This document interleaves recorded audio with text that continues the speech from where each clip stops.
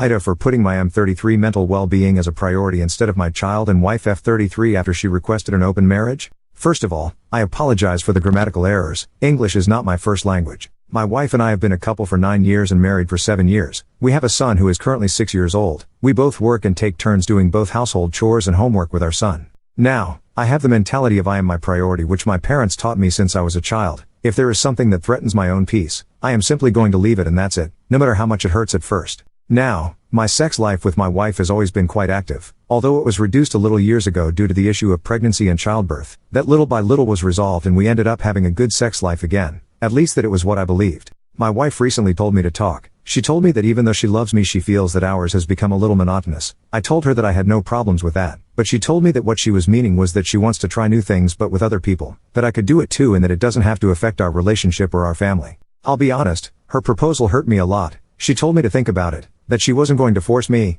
A couple of days passed in which, at my request, she slept with our son while I stayed in our room, which I cried as much as I could and to think about what to do. I came to the conclusion that I didn't want the open marriage, and that it was going to disturb my peace as much as possible. So I talked to my wife and told her that I wanted a divorce if she wanted her open marriage, and that she could have the child 5 days a week while I can have him on the weekends. She immediately said no, that she doesn't want to end our relationship, that we don't need to end it because that would affect her and our son. I responded, and why should I care? If it affects me, it's the most important thing for me. What she didn't take very well, she accused me of being selfish, manipulative and a bad father. I told her the truth. I told her that if we divorced, yes, our son would have a hard time, but that he would end up getting used to it like every child. What's the problem then? I told her that I've cried enough and that all I want is a little peace, and that her desire to walk around like a drunk teenager having orgies would not give me that peace. Just as she made her intentions clear about wanting an open relationship, I made mine clear about keeping my peace, even if it means separating from them. AITA for that?